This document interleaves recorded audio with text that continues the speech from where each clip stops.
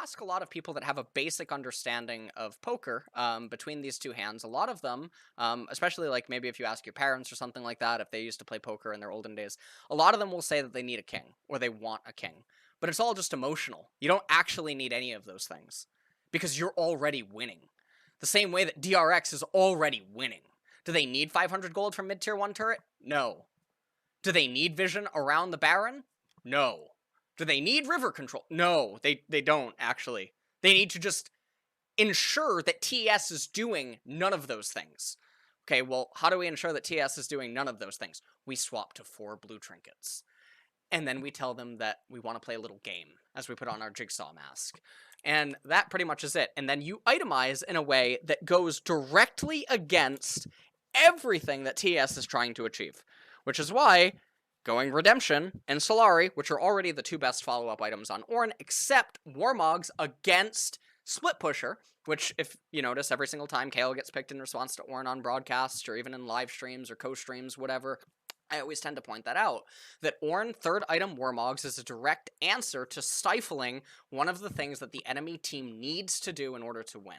And so it all just becomes about that, us trying to re-gravitate towards and fall off inevitability. So anyways, in this spot, why are they got a hot date? Why are we pushed up? Kindred's farming, Galio's in bot lane. Kindred has 2 camps up. Why are we pushing? The same way that DRX grossly misread the situation and choose to call for an engage instead of just allowing inaction to be action. TES are right now an animal that is locked inside of a room. They are a giant grizzly bear. And that grizzly bear is still clawing at the door. They still got a lot of kick left in them because you, DRX, have not allowed them to scale into starvation. And what I mean by that is imagine you're at your apartment or your home or wherever. There's a grizzly bear in a room and it's locked. The door's locked behind a giant steel door. You could go in and try to fight the grizzly bear right now and you could try to kill it. Maybe you get the job done that day. Maybe you walk into that room and that grizzly bear, he had his back turned and you take a shotgun and you just, I don't know, something happens. Okay? You walk out on that day, you got the weekend off. Or it's Thursday. Okay? You can let Friday go by. You notice that bear, he's still crawling at the door, or clawing at the door. Okay? He's still he's clawing away. Okay?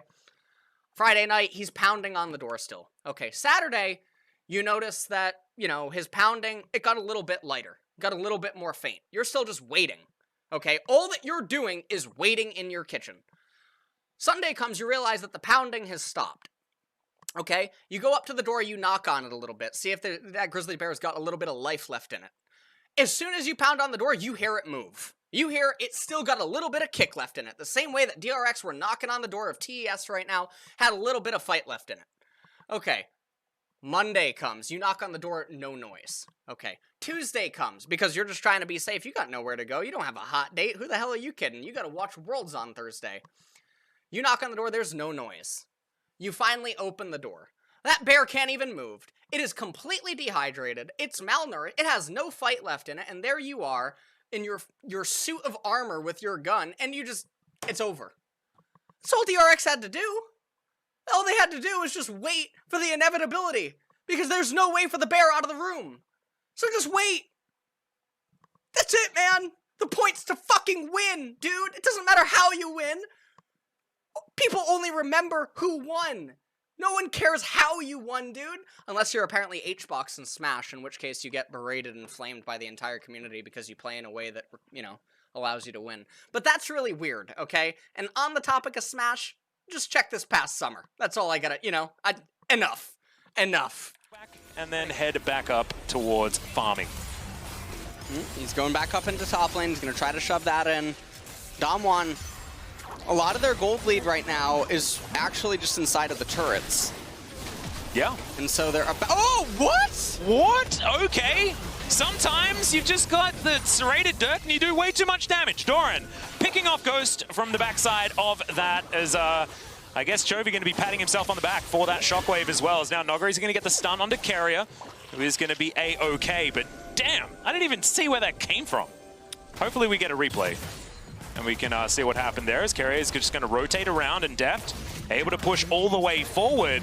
And you were talking about, you know, turret gold being a factor. Well, DRX are going to close that gap even further. Doran looking for a little bit of a flank. That's going to be the route. But it's Beryl that they've decided they want to take down first. He's going to flash away. It's a decent knock-up. The hook is going to land onto Chovy. Dawning Shadow keeps everyone alive as the Ornhorn is denied. You can see Nogari's still very healthy. And look at the AoE. Showmaker flashes forward. That's going to be the Devour, but it's going to cost the life of Carrier. And now in comes Damwon, obliterating DRX. The Justice Punch will be stopped. No justice for you today, Chovy. As Damwon, they say you can have your ocean. You're predicting bell causes out of nowhere. Okay. And then 2012 came out in 2009. Well, you win some, you lose some. Well, I've been losing a lot, actually. I can tell. Yeah, it's a rough time. Can you take it away? Yeah, you and DRX have a lot in common. Oh my god. Tell you that much. That's brutal. Yeah. Well, speaking of which, that is exactly the state of this series at this point in time. DRX do have to win this game if they want to stay in the series. It's how best of fives work. Yeah. And pays for it with his life. Oh, wow. That was real. So they summoned a Scryer Orb in the path that Pioshik was clicking towards, and he misclicked onto it, stopping the retreat. So Graves locked up during the animation. That's actually sick, though. With his life. Yes, and Crowny, when you're team fighting, you should blue trinket on animated carry, so he might misclick on it. That happened in the game. Okay. That happened in the game. That actually, no, it happened in the game. Most bullshit one. Oh This my. one is the most this one is the most bullshit one I've heard. Oh my god, dude. I mean, tomorrow, Crowny, I'm gonna buy blue orb and I'm gonna Top blue lane. orb you. Let's take a look at how this replay transpired. So they're trading into quite a lot of minions. The cannon there as well.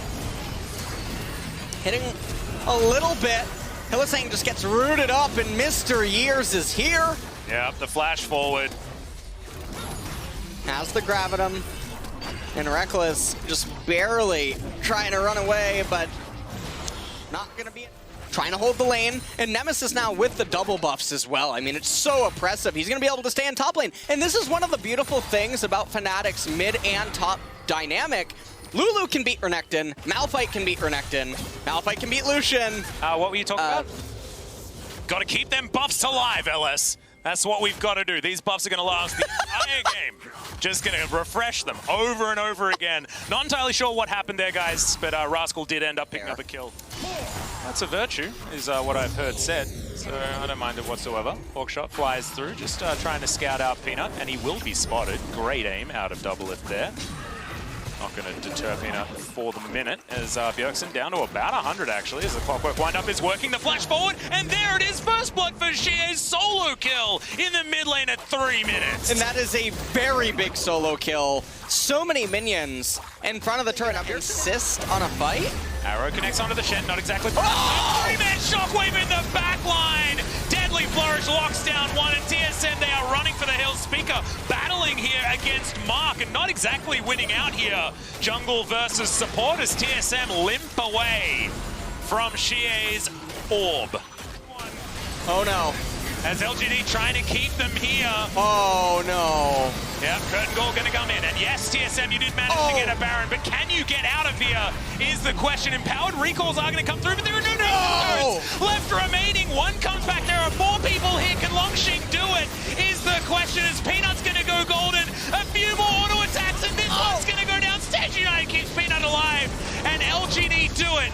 They trade Nexus for the Baron, and that's going to get them the Galio Zillion, 3 games out of 6. Why does his CS per minute matter when he's in a losing matchup the majority of the time? Why does his kill contribution matter when he's playing supportive champions and his teammates are bleeding? Why do all of these things matter, man?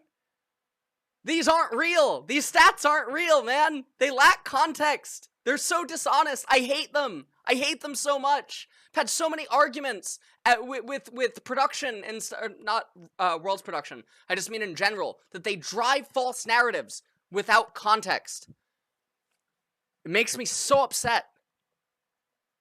God, you have so many people flaming Bjergsen right now. You don't understand anything about the matchups or what happens in the game. Of course you show these stats as if they're an indicator of something that happened. Fucking morons. Holy shit.